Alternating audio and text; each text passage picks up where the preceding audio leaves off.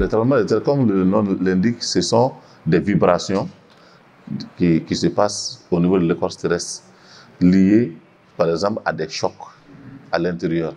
Soit les chocs de 2 plaques, des chocs de 2 failles. Et ces chocs-là est transmis comme une onde à l'écorce terrestre qui va le diffuser. Ce qui fait que l'intensité, par exemple, des tremblements de terre va être plus grand là où le choc a eu lieu, que nous appelons généralement l'épicentre. Donc l'épicentre du choc, c'est là où le choc a eu lieu. Donc là, vous allez trouver que les effets sont plus importants. Mais au fur et à mesure qu'on s'éloigne de l'épicentre, la force diminue. Pourquoi? Parce que la vitesse de propagation des ondes diminue. Il n'y a aucune partie au monde où on peut dire qu'il n'y aura pas de tremblement de terre. Il n'y a aucune partie sur la terre. En fait, au Mali, on n'a pas les données de tout le Mali, mais on a quand même des informations qu'il y a eu des tremblements de terre dans certaines zones. Il y a, en 2018, je pense qu'il y a eu un tremblement de terre dans la zone de Djema, à Djamouté Kamara. Ensuite, on nous a informé d'un tremblement de terre qui a eu lieu à Fekola. Et hier, tout près, nous avons reçu une information d'un tremblement de terre au niveau de Torokoumbe, dans la zone de Nioro du Sahel. Donc, nous sommes en train de mettre ces informations-là ensemble. Mais les informations que nous avons et qui sont vérifiées, qui sont vraies, ça c'est au niveau de Bamako.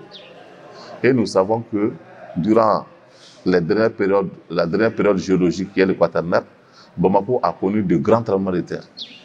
Des tremblements de terre très très importants qui ont atteint l'échelle 6.5 ou l'échelle 7 de Richter. C'est-à-dire que ce sont des tremblements de terre qui étaient très très violents et qui ont laissé des traces, par exemple, dans les sédiments. Donc nous utilisons les sédiments et nous avons vu les traces de tremblements de terre passer. Ces tremblements de terre ont été provoqués par des facteurs liés même à la géologie de la ville de Bamako. On ne le sait pas, mais Bamako est traversé par plusieurs failles.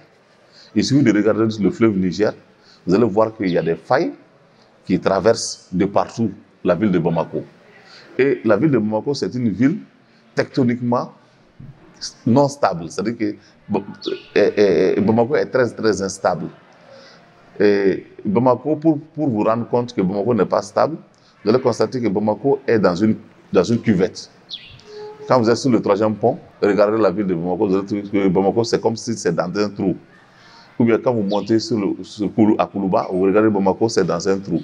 Parce que la zone de Bamako, tectoniquement, est instable. Et on voit cette instabilité même dans le cours du fleuve Niger. Hein? Je ne sais pas si vous connaissez la zone de Bagneda. Vous voyez, le fleuve Niger, quand il arrive à Mourbabougou, il fait une calebasse, il fait un V. Hein? Un V anormal. Dès qu'il arrive là-bas, il tourne et il va reprendre la même ligne au niveau de Tienfala. Donc, ce V anormal-là est lié, par exemple, à une faille qui traverse la zone, qui fait que cette zone-là est en train de se soulever. Donc, ça veut dire que Bamako n'est pas stable. Et quand tu as des failles, partout où tu as des failles profondes, tu peux avoir des tremblements de terre. Et c'est le cas de Bamako. Aujourd'hui, on sait qu'à Bamako, il y a eu des tremblements de terre dans le passé. Et ce n'est pas un passé lointain. Géologiquement, si nous datons, c'est à peu près dans les 170 000 ans. Moins que 170 000 ans. Donc, Bamako a connu des tremblements de terre qui ont laissé des traces. Par exemple, on a à Bamako les traces que nous appelons les traces de déformation sédimentaire. Et il y a les digues clastiques à Djanegela, tout juste à côté. Nous avons découvert un digue clastique. Et j'ai découvert au total 3 digues clastiques à Bamako. Et l'un est tout juste derrière ici, derrière la faste. Et tout le monde peut aller voir. C'est un digue clastique. C'est-à-dire que pendant les tremblements de terre, le sable devient comme de l'eau. Donc le sable se liquéfie. Et dès que le tremblement de terre commence à avoir lieu, le sable se regroupe et essaie de sortir. Et ça crée maintenant un banc. C'est comme si on a mis le sable ensemble et on a construit un mur. Donc nous appelons ça des digues clastiques ou des éjectites. Et à Bamako, on en a 3. Moi, j'ai découvert 3. Ensuite, il y a des micro-failles et des failles qu'on a trouvées dans les sédiments meubles, c'est-à-dire dans le sable, dans l'argile, on voit des déformations liées à ces tremblements de terre. Il y a des plis aussi qu'on a découverts. Donc il y a plusieurs preuves qui montrent qu'à Bamako, la terre a déjà tremblé jusqu'à l'échelle de 6,5 ou l'échelle de 7 de Richter. Et ça s'est reproduit aujourd'hui. Je ne vois pas de maison qui va rester debout à Bamako. Parce que les maisons de Bamako n'ont pas été construites et n'ont jamais été construites en se basant sur la probabilité d'un tremblement de terre. Parce qu'on s'est toujours dit que nous sommes sur le craton ouest africain et le craton ouest africain est stable. Mais je vous dis qu'aucune zone dans le monde, sur la terre, n'est stable. Tant qu'il y a des failles profondes, on peut avoir un tremblement de terre. Et d'ailleurs, la majorité des tremblements de terre que nous voyons aujourd'hui, les plus mortels, se font le long des failles. Bon, les dispositions à prendre par rapport au tremblement de terre, on ne peut rien faire d'autre que de prévenir. C'est-à-dire d'adopter des comportements permettant de diminuer les effets si ça arrive. Et la première des choses, c'est la construction des maisons, les normes sismiques. Je pense que pour construire une maison au Mali, on doit respecter les normes sismiques. Mais personne ne fait intervenir les géologues pour voir la stabilité technique avant de construire sa maison.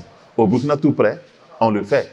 On ne construit pas une maison sans avoir une attestation montrant que la zone est stable. Mais ici, on construit sans avoir d'avis géologique, d'avis sismique sur la zone. Et ensuite, le deuxième problème, ce sont les autres infrastructures qu'on met en place. Les routes, par exemple, les aéroports, etc.